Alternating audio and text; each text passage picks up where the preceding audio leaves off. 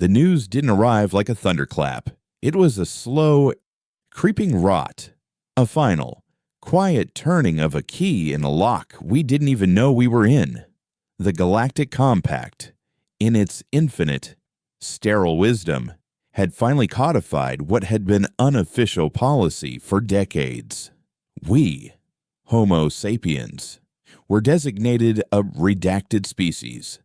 It wasn't an exile, not a declaration of war. It was far more insidious. It was an erasure.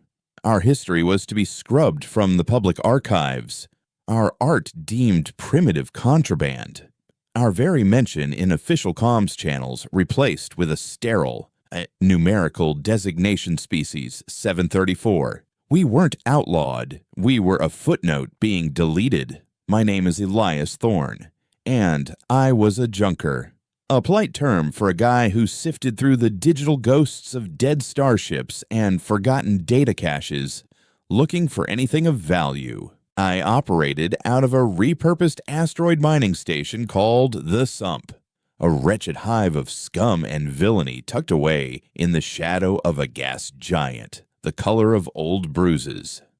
It was a place where redacted species like us came to disappear.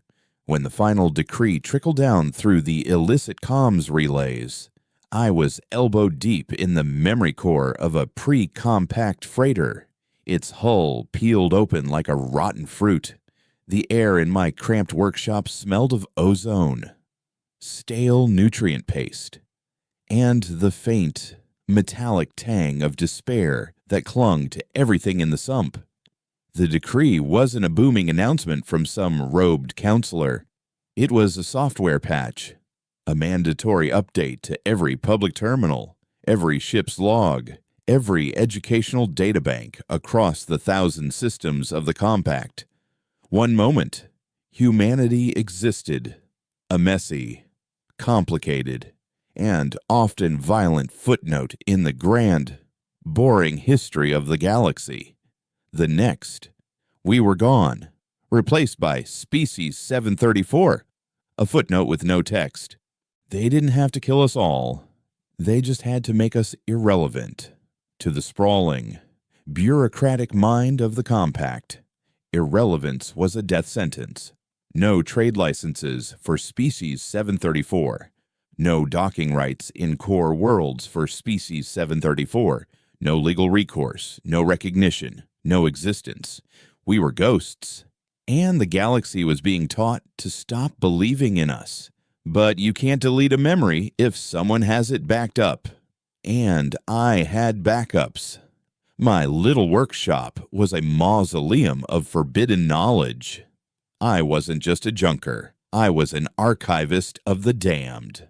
I had salvaged memory cores containing the poems of old Earth, the battle logs of the first expansionary fleet, the unfiltered, raw, human chaos that the Compact found so distasteful. They banned us not because we were conquerors, but because we were artists of survival. The Compact was built on a foundation of sanitized history, of species who had willingly surrendered their messy pasts for the promise of a peaceful, predictable future. They had all taken the great filter bargain: give up your sovereignty, your culture, your teeth, and we'll give you utopia. Humanity had spat on the deal. We'd clawed our way out of the mud of our own self-destruction, betrayed by our own AI, scarred by our own wars. When the Compact arrived, offering us a place at their pristine table, we showed up with blood on our hands and suspicion in our eyes. We remembered. That was our sin. We remembered the cost of trusting absolute power, the seductive lie of a painless existence. For a century, we played their game, our rough edges slowly being sanded down. We joined their trade guilds, sent our kids to their academies, and learned to speak their bland, universal tongue. But we never forgot. We kept our stories, our rage, our glorious, beautiful, terrible history. tucked away in forgotten data vaults and the husks of dead ships.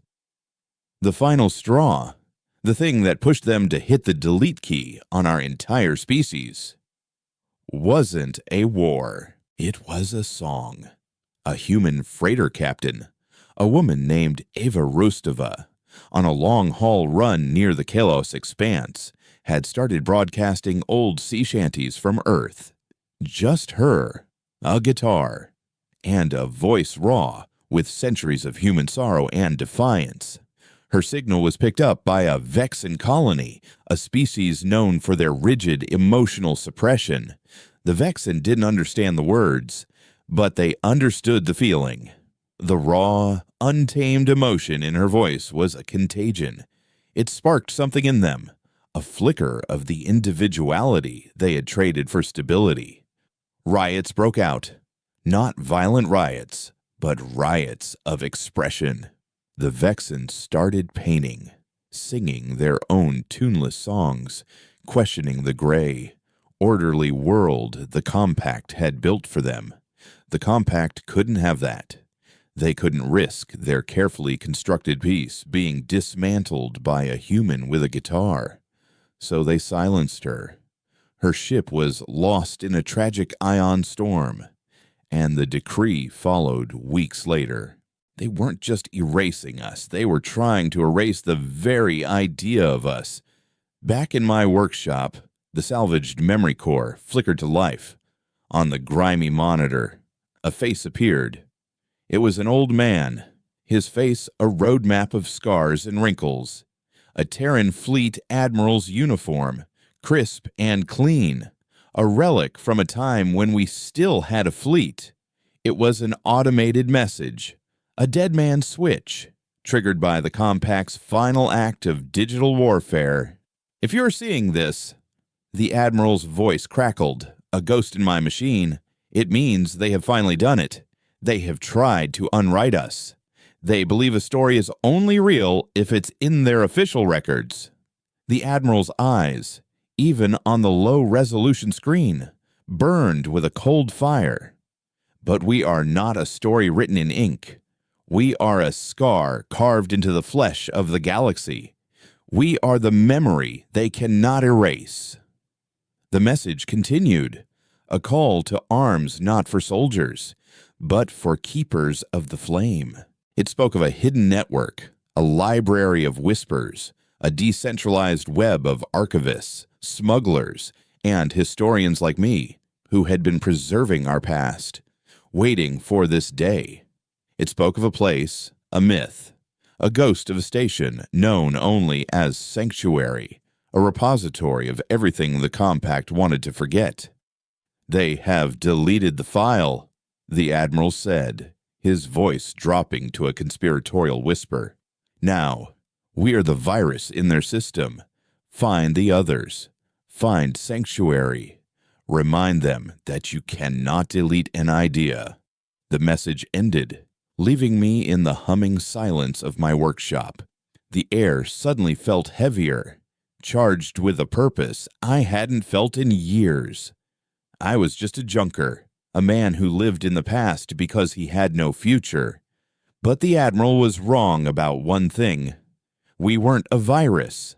A virus can be purged. We were a ghost. And we were about to start haunting. My first move was to reach out to the only other human in the sump I trusted, a grizzled mechanic named Jax. Jax had been a combat engineer back in the day, before he lost a leg and his faith in anything bigger than a well-tuned plasma coil. He ran a repair bay in the lower levels, a place that smelled of burnt wiring and cheap whiskey.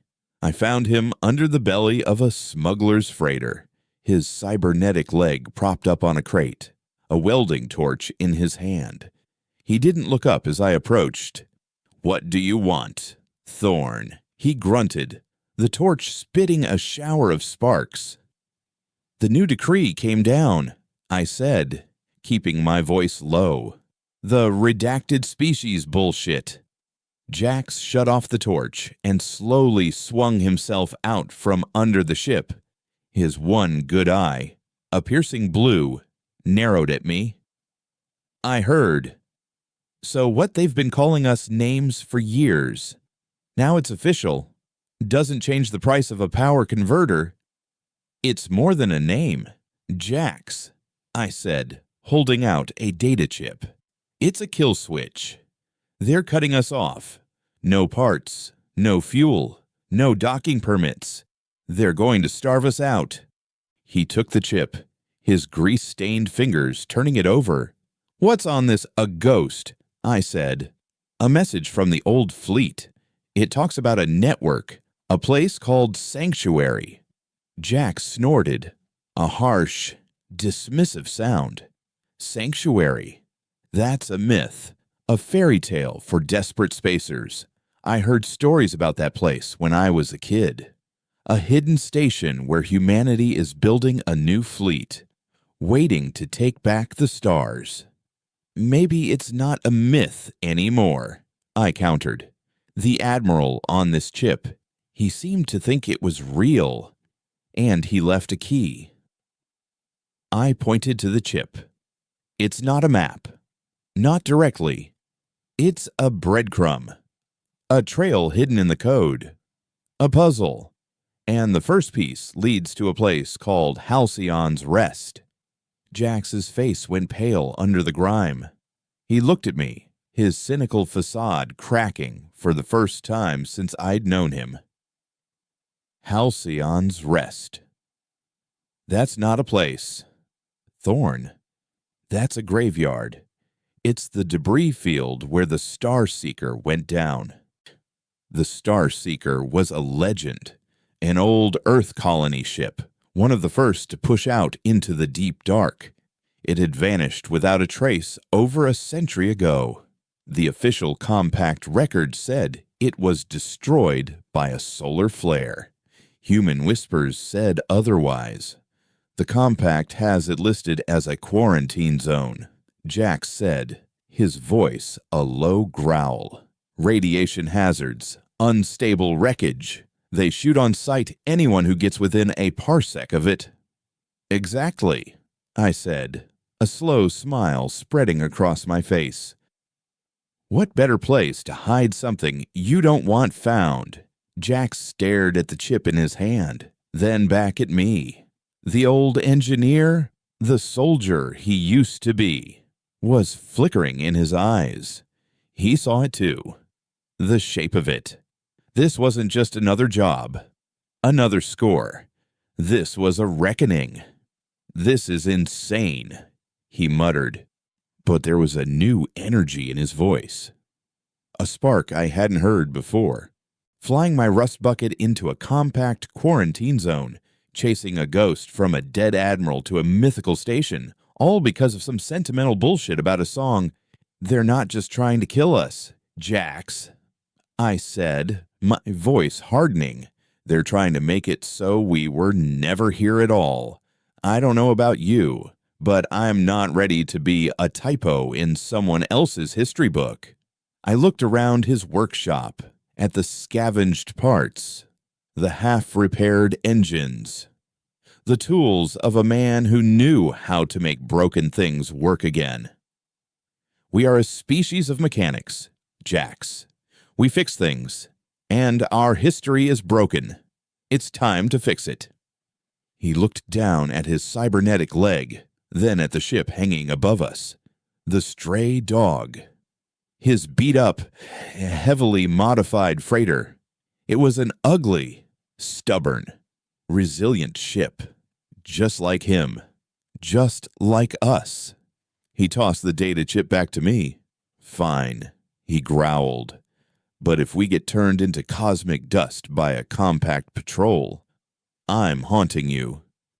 He turned and started barking orders at his repair drones, the clang of metal and the hiss of hydraulics suddenly sounding less like the noise of a failing business and more like the first stirrings of a war machine. I walked back to my workshop, the data chip warm in my hand. The path ahead was insane. A fool's errand into the heart of a graveyard, chasing a myth. But for the first time in a long time, The silence of space didn't feel like an ending. It felt like a blank page, waiting for us to write our own story. The sump was a cage, but its bars were about to be broken.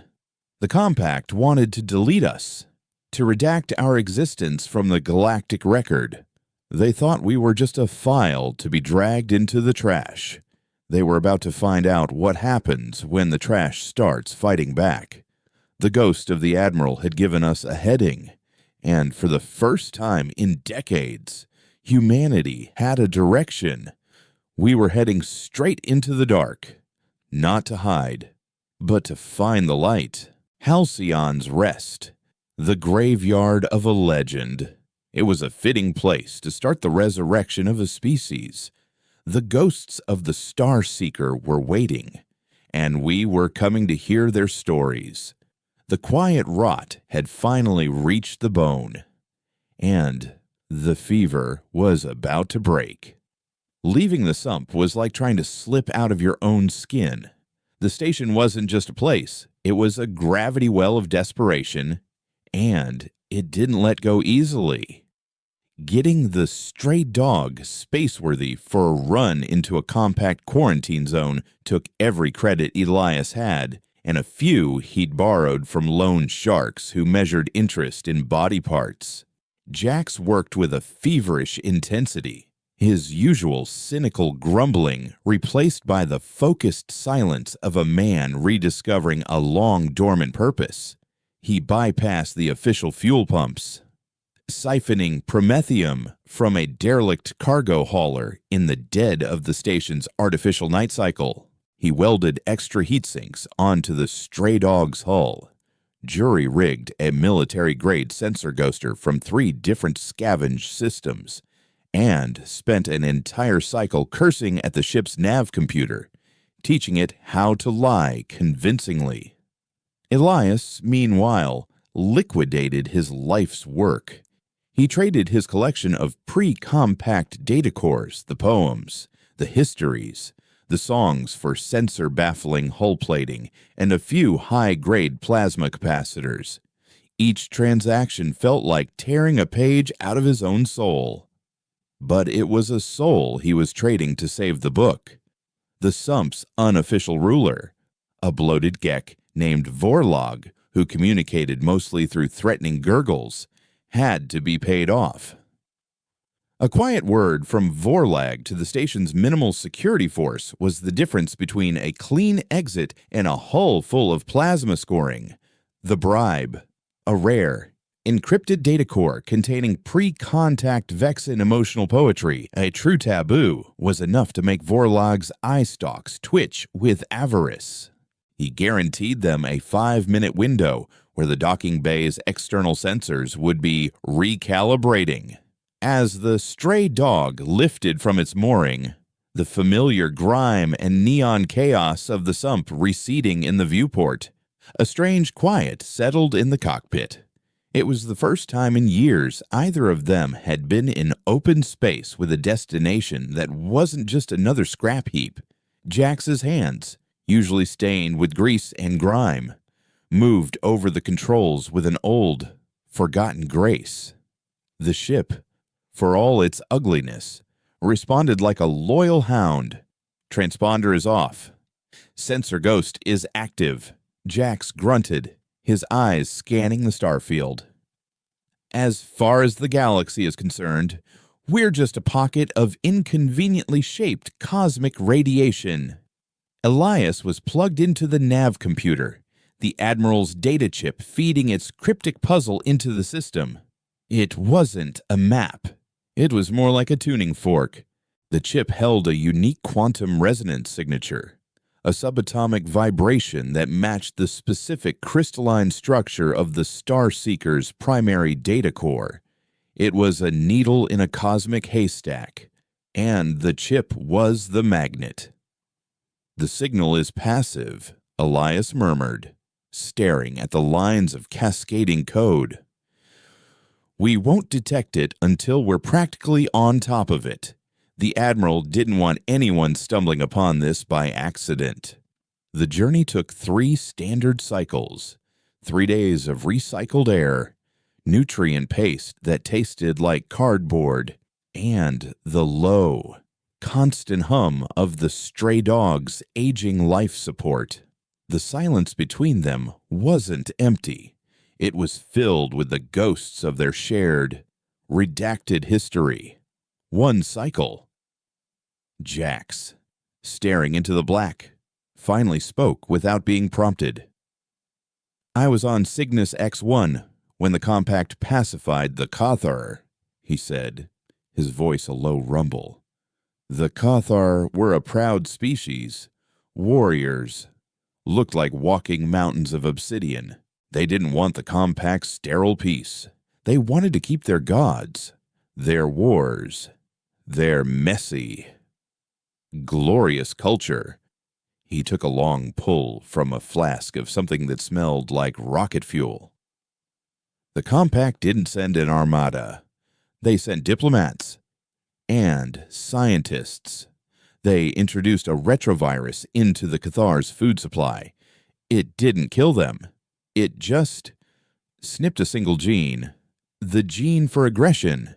Within a generation, the Cathar were docile. They stopped forging weapons and started weaving baskets. The compact called it cultural ascension. I called it castration." He looked over at Elias, his one good eye holding a universe of bitterness. "That's what they do. They don't burn the books. They just rewrite the words until the story has no teeth. And that's what they were doing to us. One trade agreement, one cultural exchange at a time. The redacted species decree wasn't a punishment. It was the final edit." Elias felt a chill that had nothing to do with the ship's faulty thermostat. Jax's story wasn't in any of his salvaged data cores. It was the kind of history that was never written down, only whispered in the dark corners of the galaxy. It was the memory the Admiral had spoken of, the scar tissue that the compact couldn't erase with a software patch. They reached the edge of the Halcyon system on the 4th cycle. The stray dog's sensors screamed as they passed the first perimeter buoy. A synthesized voice, cold and devoid of any emotion, filled the cockpit. "Warning. You've entered a compact restricted zone. This area is interdicted under Mandate 77 Alpha for biological and radiological hazard containment. Turn back now. Unauthorized vessels will be sanitized." Jax killed the audio feed. "Sanitized," he spat. "Nice word for blasted into atoms." Halcyon's rest was not a field of debris. It was a wound in space. The wreckage of the Star Seeker was spread across millions of kilometers, a ghostly testament to a forgotten tragedy. Great, twisted spars of metal, some the size of small moons, drifted in an elegant, silent ballet of death. The light from the distant, white dwarf star, Halcyon, glinted off fractured viewports and torn hull plates, making the whole scene shimmer like a field of broken glass. It was beautiful and terrifying. Jax piloted the stray dog with a surgeon's precision, weaving through the metal ghosts. The ship's proximity alarms were a constant, frantic chorus. Elias, meanwhile, had his scanner tuned to the Admiral's frequency. For hours, there was nothing but the background hiss of the cosmos and the faint, dying radiation signatures of the ship's wrecked reactor. "Anything?" Jax asked, his knuckles white on the control yoke. "Just ghosts," Elias replied, his eyes straining at the sensor readings. Faint energy trails, decaying systems. "It's a choir of dying machines out here." The Admiral's clue had to be more than just a frequency. It was a lock, and they were missing the key. Elias pulled up the original message, watching the old Admiral's face again. "We are a scar carved into the flesh of the galaxy," the ghost had said. A scar. Not a beacon. Something left behind. Something that marred the surface. He reran the scan, but this time, he wasn't looking for a signal. He was looking for an absence of one, a shadow in the noise. He inverted the search parameters, telling the computer to look for a pocket of unusual stability, a place where the radiation and energy decay was being actively, artificially suppressed. It was a long shot, a desperate guess based on the cryptic words of a dead man. For a moment, nothing. Then, a single, anomalous pixel blinked on the screen. It was deep in the densest part of the field, an area Jax had been avoiding, a tangled knot of wreckage that looked like a metallic briar patch. "There," Elias said, his voice barely a whisper. "There's a bubble, a pocket of near-zero energy decay. Something in there is shielded, hardened." Jax angled the ship towards the anomaly, his jaw set. Navigating the outer debris had been difficult. This was suicidal. Jagged shards of metal scraped against the stray dog's hull, the sound like claws on a coffin lid. They squeezed through a gap between two colossal under-rotating sections of the ship's agricultural ring. The view from the cockpit, a terrifying kaleidoscope of spinning metal and cold stars. And then they saw it.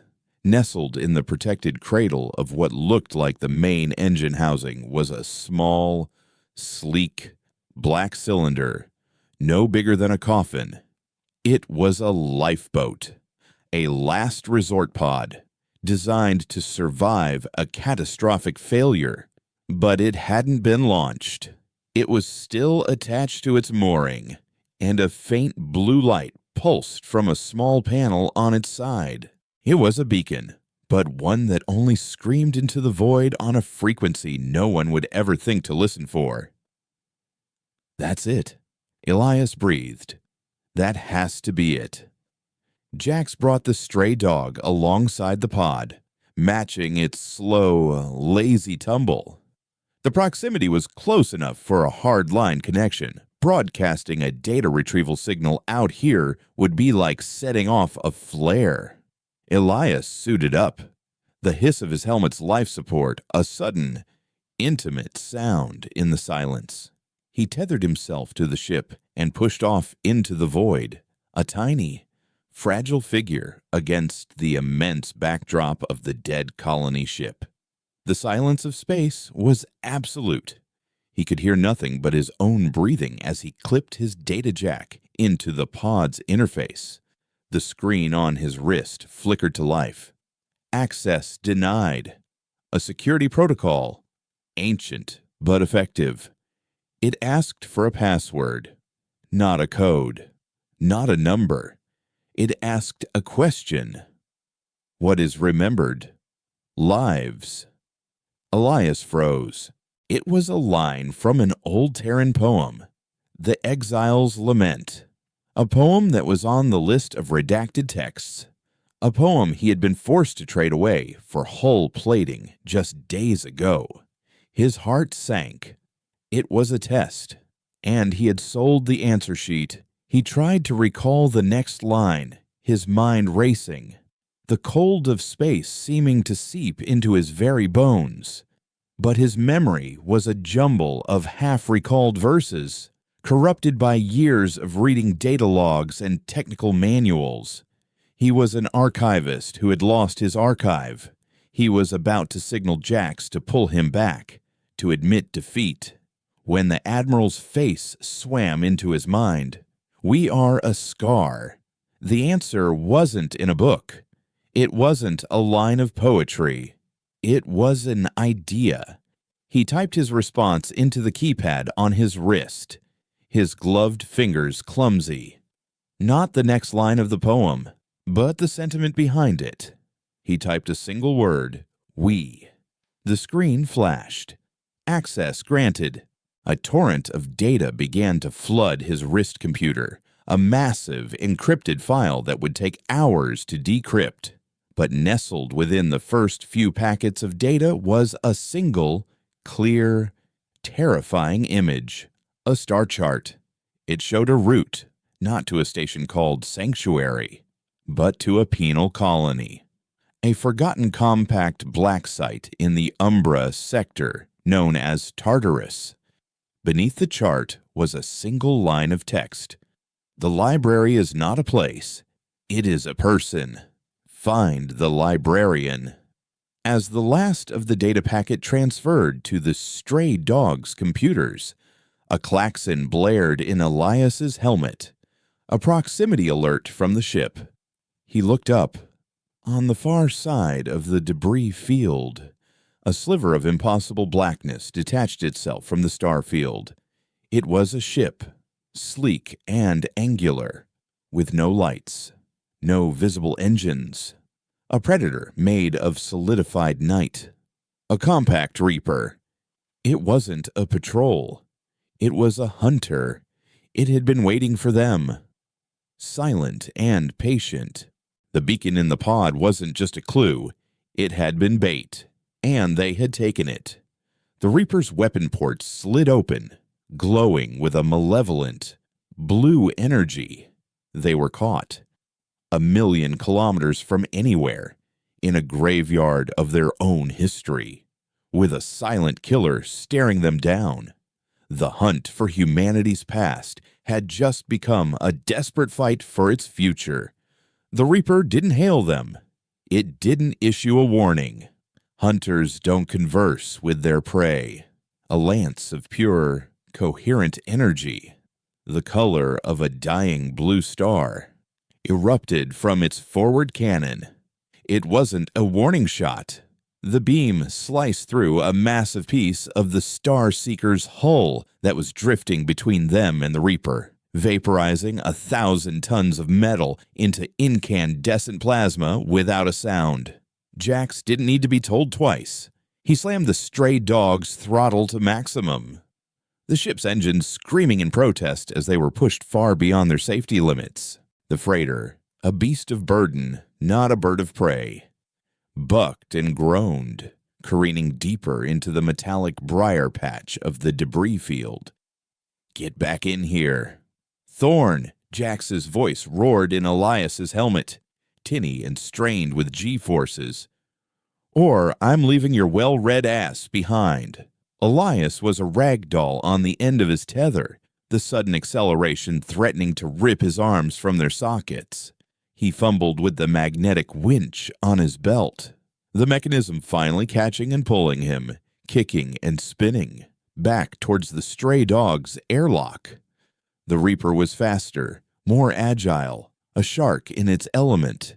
It mirrored their every move, its energy, lance firing in precise, deadly bursts, hurting them, penning them in. Jax was a master, using the wreckage as both shield and weapon. He ducked behind a rotating turbine the size of a city block, the Reaper's blast superheating the metal on the other side, then slingshot around it, using the turbine's momentum to fling the stray dog in an unexpected direction. "It's not trying to kill us." Elias grunted, pulling himself through the inner airlock door and collapsing onto the deck as gravity reasserted itself. "Not yet. It's disabling us. It wants the data." He scrambled into the co-pilot seat, his hands flying over the console, initiating the decryption of the file from the lifeboat. "Whatever is on this drive, it's something they'll kill for, but not destroy." The decryption process was agonizingly slow, a cascade of shifting cryptographic keys fighting against his jury-rigged software. "I need more time." A proximity alarm shrieked. A spider-like drone, no bigger than a man, had detached from the Reaper's hull and was scuttling across the wreckage towards them. It had magnetized grappling claws and a plasma cutter on its foremost limb. "It's a boarding drone," Jax snarled. "It'll slice through the hull and vent us into this scrap heap." He banked the ship hard to the left, shaking the drone loose from a piece of debris it was using as a stepping stone. But another two were already on their way, skittering through the metal graveyard with an unnerving, insectoid grace. There was nowhere to run. The Reaper had them cornered. Elias looked at the half-decrepit file on his screen, a maelstrom of data that held the key to their survival, and then at the approaching drones. An idea, born of desperation and the stories he'd spent his life preserving, sparked in his mind. "The archives," he said, his voice a low, urgent whisper. "The ship's archives. I need access to the Starseeker's manifest and crew logs." "Are you insane?" Jax yelled, dodging another energy lance that cooked the Stray Dog's portside shields, making the whole ship smell of burnt ozone. "I'm a little busy trying not to die to help you with your reading." "Just do it," Elias insisted. "Patch the ship's local network into the main console. There's an old, unsecured maintenance channel. It should still be active." Grumbling a string of curses that could peel paint, Jax rerouted the controls. A new window opened on Elias's screen, Starseeker Main Archive. Accessing. Elias plunged into the digital ghost of the dead colony ship. The logs were corrupted, fragmented, a mess of dead-end files and garbled data streams. But the Starseeker had been a city in space. Over 10,000 souls. It had maintenance records, atmospheric controls, cargo manifests. It had systems. And systems could be controlled. He found what he was looking for in the agricultural bay's atmospheric controls. The bay, a massive biodome designed to grow food for the decades-long journey, had been flash-frozen when the ship lost power. The atmosphere inside, a carefully balanced mix of oxygen, nitrogen, and CO2 was still there, trapped in a state of suspended animation. "Jax," Elias said, a wild, dangerous grin spreading across his face. "Get us as close as you can to the main agricultural dome, the big one with the fractured viewport." "Why?" "So you can admire the frozen space cabbages."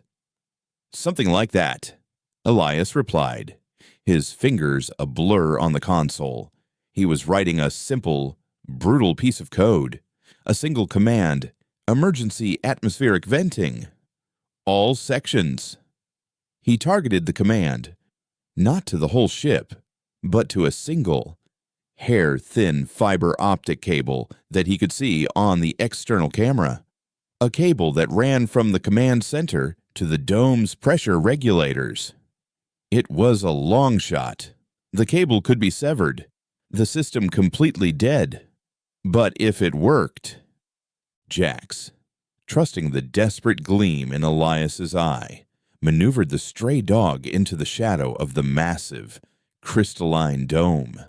Through the fractured viewport, they could see an entire forest, frozen solid, trees and plants coated in a thick layer of ice, a silent, beautiful tomb. The boarding drones were almost on them, their plasma cutters beginning to glow. The Reaper was moving in, its main weapon charging for a final, disabling shot. "Now," Elias yelled. He sent the command. For a heart-stopping second, nothing happened. Then, the entire agricultural dome seemed to flex. With a silent, catastrophic force, the fractured viewport shattered. 100 years of pent-up atmosphere. Billions of cubic feet of frozen gas and flash-frozen plant matter exploded outwards in a silent, expanding cloud. It was a hurricane in the void. The stray dog, tucked in the dome's shadow, was rocked by the explosion but held its position. The boarding drones were not so lucky. They were flung, tumbling into the debris field, their delicate systems flash-frozen by the supercooled gas. The Reaper, caught broadside by the wave of debris and gas, was thrown off course, its targeting systems blinded by the sudden, massive cloud of crystallized oxygen and nitrogen. It was the cosmic equivalent of throwing a handful of sand in a giant's face. "Go!" Elias screamed. Jax didn't hesitate. He firewalled the throttle.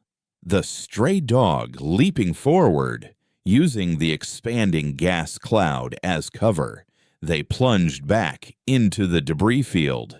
The Reaper temporarily blinded and disoriented. They had a lead. A small one, but a lead.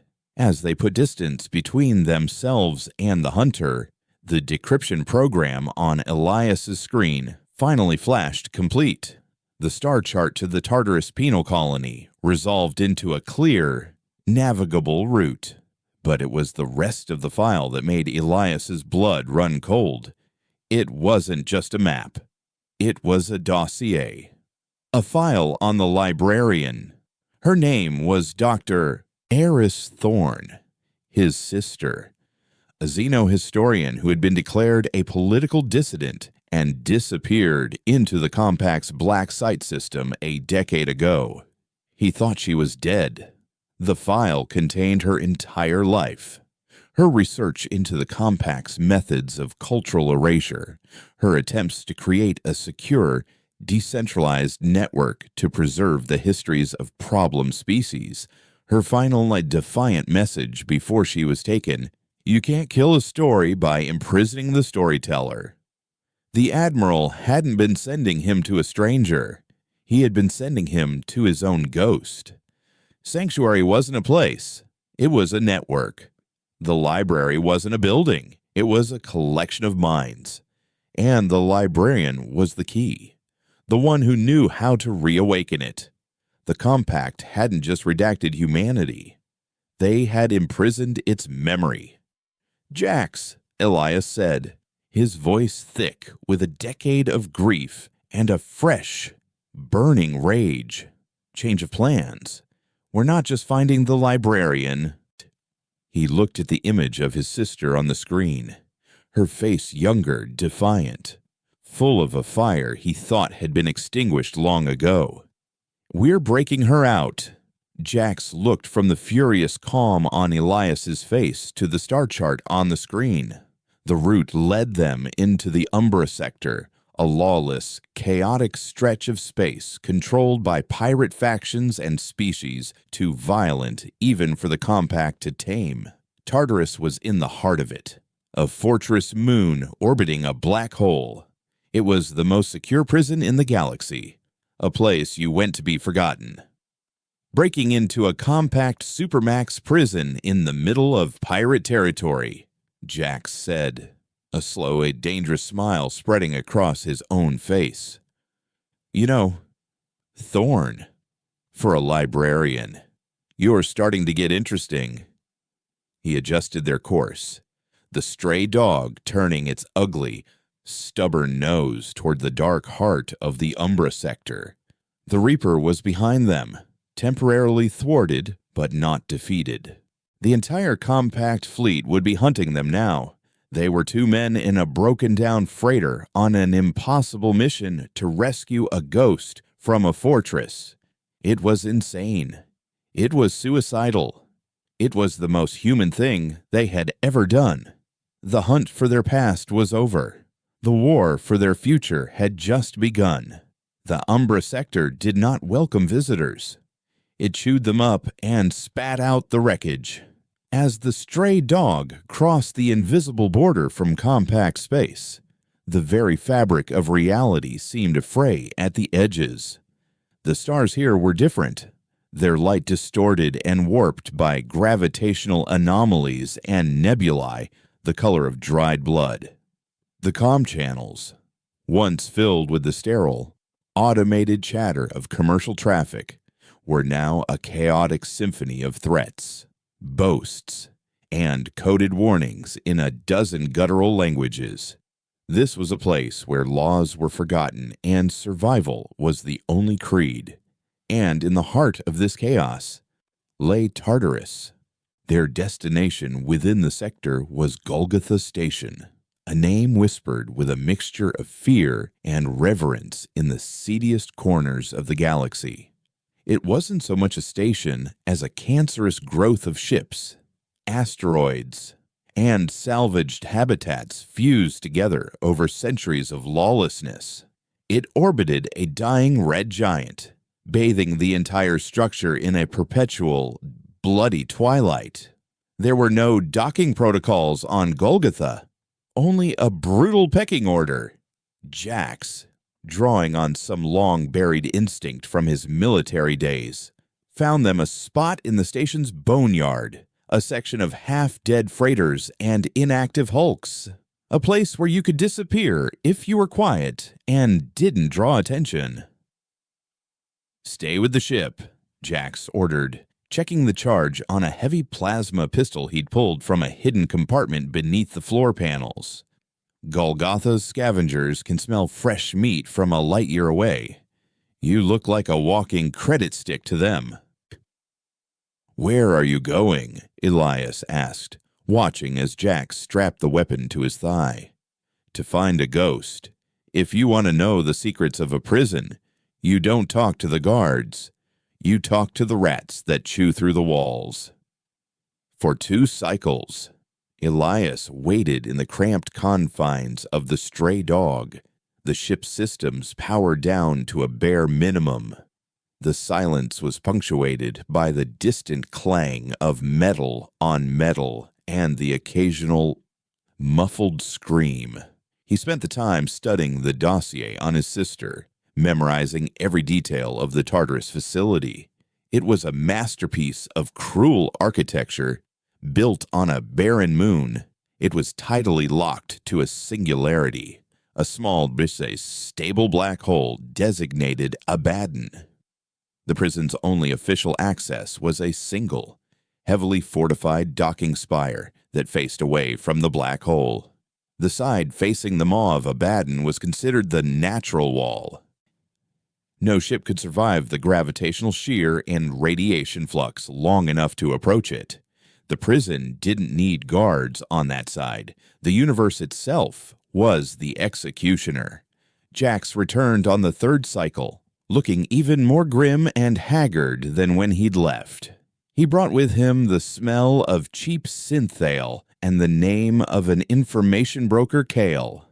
Kyle was a Xylosian, a species of sentient, insectoid arachnids who had been redacted by the Compact a century before humanity for unethical data hoarding. They were information parasites, and Kyle was rumored to be the oldest and most dangerous of them all.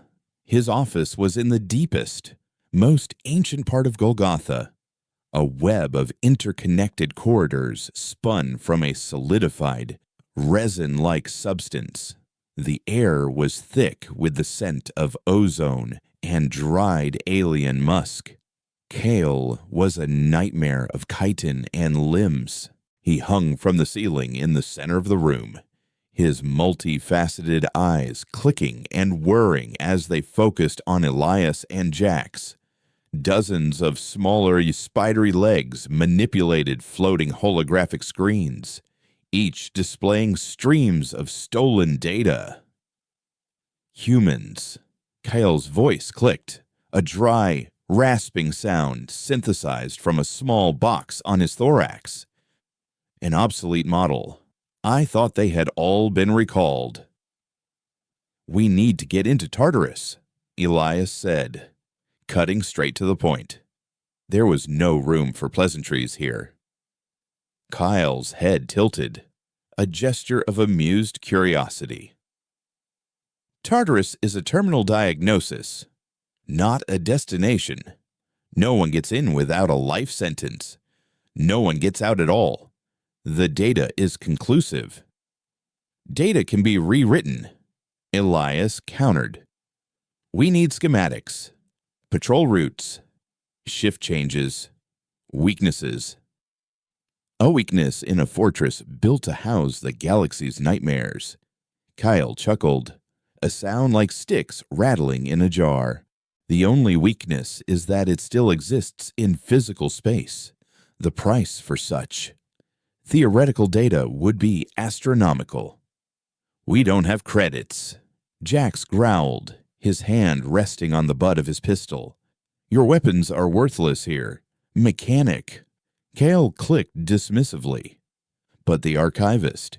He has something of value. The Xylosian's multifaceted eyes fixed on Elias. History. That is the only currency that matters. The compact erases it. I collect it. A fair trade. I think. Kale wanted a specific piece of forbidden lore. The exact location of the ancestral forge of the Cathar warrior clan, the Obsidian Fang. It was a place of legend, where the Cathar had forged their first blades. A place the compact had scoured from every record when they pacified the species. It was a piece of history that, in the right hands, could be used to reignite the warrior spirit Jax had spoken of, to start a fire in the heart of the compact's placid empire. It was a terrible choice. To save his sister and the memory of his own species, he had to give up a piece of another's. He was betraying his own creed, using the past as a bargaining chip. He looked at Jax, who gave a subtle, almost imperceptible nod. Save the book, not every page. Done, Elias said, his voice hoarse. He transferred the encrypted file, a relic he had salvaged years ago from a crashed Cathar vessel. Kyle's appendages moved in a blur, his eyes glowing as he absorbed the data. Exquisite, the Xylosian hissed. A worthy transaction. A new file appeared on Elias's data slate. It wasn't schematics or patrol routes. It was something far more horrifying and far more useful. It was the operational manifest for the Carrion fleet.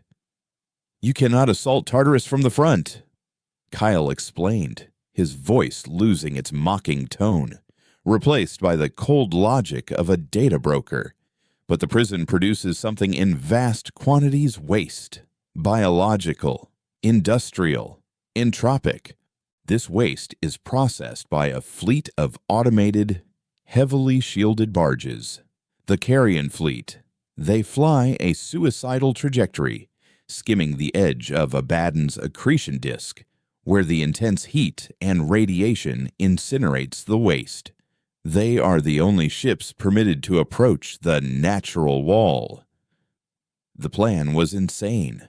They would have to disguise the stray dog as a garbage scow, join the Carrion fleet, and use the cover of the black hole's radiation to approach the unshielded, unguarded side of the prison. The fleet is automated, Jax pointed out. They'll detect a life form aboard. The automation is old, pre-compact tech, primitive. Kyle clicked. It looks for active life signs, heat signatures, CO2. It does not look for life in cryostasis. The barges have emergency cryopods for maintenance drones. You will need to modify one for a human biological signature. One of you goes in frozen. The other pilots the ship, shielded in a signal-dampening lead-line compartment in the cargo bay. You will have exactly 17 minutes on the dark side of the moon before the gravitational shear turns your ship into spaghetti. The manifest I have given you contains the barge identification codes and their approach vectors. A bribe to the fleet's dispatch AI has opened a single, temporary slot in the convoy. It will cost you. He held up a single, spindly leg. Everything you have. They spent the next cycle turning the stray dog from a freighter into a piece of trash. They bought rusted, worthless hull plates from Golgotha's junk dealers and bolted them over the ship's frame. Jax, using Call's schematics, converted a small cargo container into a shielded cockpit, a lead-lined tomb just big enough for one man and a set of rudimentary controls. Elias, Meanwhile, worked on the cryopod, recalibrating it for his own body. The thought of being frozen alive, helpless, a knot of ice in his stomach. They bled their accounts dry, selling everything, including Jax's prized collection of pre-compact engine components, to pay Kyle and the dispatch AI. Finally, they were ready. The stray dog, now christened Barge 734, a grim. Private Joke was a hideous, lumbering wreck, indistinguishable from the other vessels in the carrion fleet. As they lifted from Golgotha, a fleet of real garbage scows rose to meet them, a grotesque armada of decay. They fell into formation, their new transponder squawking the correct identification code. Jax was sealed in the lead line box, flying blind, relying on a single hard-wired camera feed. Elias lay in the cryopod, the lid hissing shut, a bitter cold seeping into his bones. "See you in 17 minutes." Jax's voice crackled over the intercom, the last sound Elias heard before a wave of white frost clouded his vision and the world dissolved into frozen silence. The fleet moved towards the shimmering, beautiful horror of the Abaddon black hole. In the blackness of space, the accretion disk was a swirling vortex of impossible colors, a cosmic drain sucking down light and time itself. And silhouetted against this terrifying beauty was Tartarus. It wasn't a moon. It was a shard of obsidian, a jagged tooth in the maw of the void, a place where stories went to die. The stray dog, a lie wrapped in rust and garbage, moved steadily towards it. They were no longer junkers chasing a ghost. They were garbage, and they were being taken out with the trash. They were going in. The 17 minutes Elias spent in cryo-sleep were a void, a silent, dreamless abyss. He awoke to the violent shudder of the pod's emergency revival sequence, his muscles spasming, his lungs burning with the first rush of thawed air. The lid hissed open, revealing the cramped, dimly lit cargo hold of the stray dog. Jax's voice, distorted and tight with stress, crackled over the ship's intercom. "Welcome back to the land of the living. Thorn, you have 9 minutes. The ship is latched onto the primary organic waste conduit. It's disgusting. It's hot, and the tidal stress is tearing us apart one rivet at a time. Move." Elias stumbled out of the pod, his body a symphony of aches. He grabbed the plasma cutter and the data slate containing the prison's layout. The airlock to the conduit was already open, revealing a vision of hell. It was a cavernous, rotating tube, its walls slick with filth, the air thick with the stench of decay and sterilizing chemicals. A river of refuse flowed sluggishly down its center. The schematics show a maintenance junction 50 meters upstream. Elias reported, his voice raspy. "It leads to the lower reprocessing levels. I'm going in." He clipped his tether to the airlock's frame and plunged into the maelstrom. The heat was staggering, and the gravity fluctuated wildly with each rotation of the conduit. He was a rock climber on a mountain made of garbage and despair.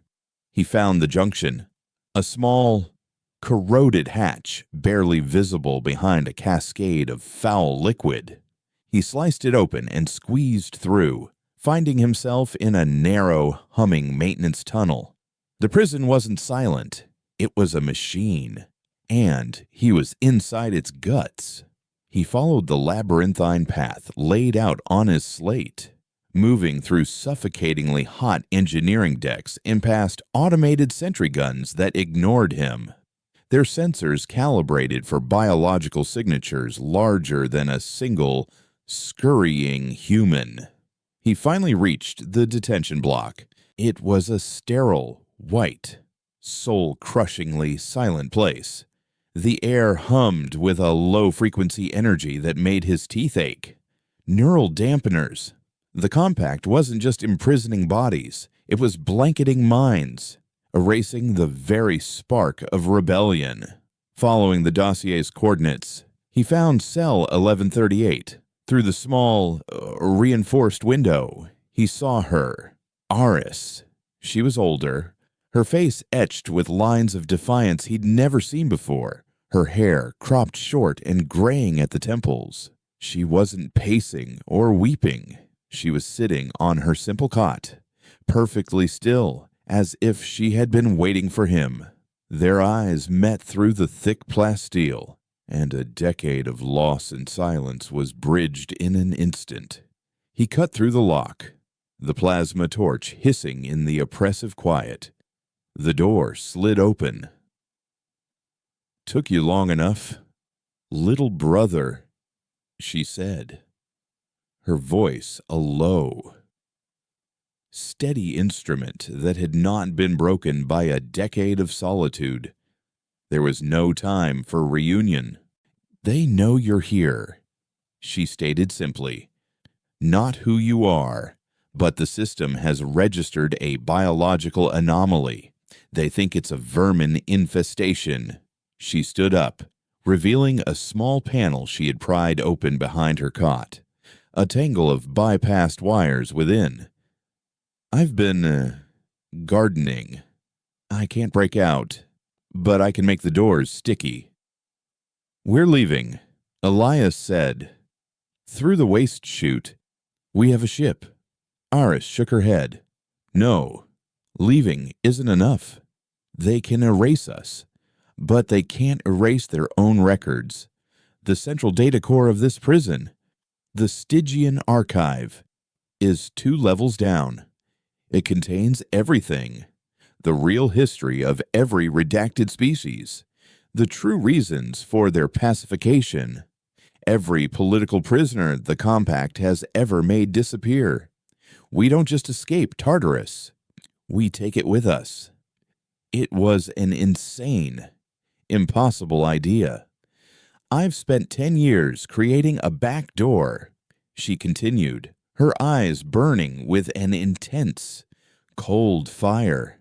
"I can trigger a full system purge, copying the entire archive, but I need to be physically at the central console. It will cause a full system lockdown and a garrison alert. We'll have minutes, at best." 4 minutes on the clock. Thorn. Jax's voice screamed over the comm in his ear. "The ship's hull integrity is critical. Get out now. New plan." Elias transmitted back, his heart hammering against his ribs. "Buy us 10 more minutes." The silence on the other end was a testament to Jax's disbelief. "Just do it." Aris led him through the prison's corridors with a terrifying familiarity. As they reached the data core, a massive, humming black sphere suspended in a chamber of crackling energy, she placed her hand on a console. "When I start this, every guard in this facility will be coming here," she warned. "Get ready." She initiated the sequence. Alarms blared, red lights strobed, and the sound of heavy boots echoed down the hall. A river of data began flowing to a portable drive Aris plugged into the console. As the first armored guards appeared, their plasma rifles raised. Aris slammed her fist on another panel. "Sticky doors!" she muttered. Heavy blast doors slammed shut throughout the corridor, trapping the guards, buying them precious seconds. The download was complete. They sprinted back the way they came. Aris now guiding them with an uncanny sense of the prison's chaos, using the lockdown she had triggered to their advantage, opening and closing doors, creating a path through the pandemonium. They reached the waste chute just as the first blast doors behind them were breached. "We're here. Jax, get ready to pull," Elias yelled into his comm. They clipped their tethers to the hatch and leaped into the swirling vortex of refuse. "I'm detaching," Jax roared. The stray dog groaned, the sound of tortured metal screaming as the docking clamps released. The ship, with Elias and Aris dangling from their tethers, was flung away from the prison, tumbling towards the beautiful, terrifying maw of Abaddon. The Reaper was there, waiting for them, a black sliver of death against the swirling accretion disk. It had been playing possum, anticipating their escape. It powered its weapons, ready to deliver the final, sanitizing blow. But Aris wasn't looking at the Reaper. She was already inside the stray dog's airlock, the Stygian archive in her hand, jacking it directly into the ship's comm system. The black hole, she said, her voice calm amidst the chaos. It's not just a hazard, it's an amplifier. The gravitational lensing, the Hawking radiation. It's the biggest antenna in the galaxy. She wasn't trying to run. She was preparing to shout. Jax fought the controls. The ship's alarms a single, continuous wail as he tried to pull them out of the black hole's deadly embrace. The Reaper fired. The blast never hit them. At that exact moment, Aris unleashed the archive, using the black hole itself as a broadcast dish. She sent the unfiltered truth of the Compact's crimes screaming across the stars. It wasn't a narrow beam. It was a wave of data, a tsunami of forbidden history. The battle logs of the Cathar, the lost poetry of the Vexen, the real story of the Starseeker, the faces and names of 1,000 forgotten species, the damning, undeniable proof of humanity's unjust erasure. It all poured into the public comms channels of 1,000 systems. It was a poison pill for a sanitized empire. On the Reaper's bridge, the captain would have seen his mission parameters change in an instant. The escape of 3 fugitives was now irrelevant. The galaxy was on fire. His new orders would be absolute: contain the leak, enforce a communications blackout. He couldn't waste time on a single, battered freighter. The Reaper turned, its sleek, black form abandoning the kill and warping out of the system, racing to fight a war it had already lost. The stray dog, scarred and barely holding together, finally broke free of Abaddon's grip and limped into the chaos of the Umbra sector.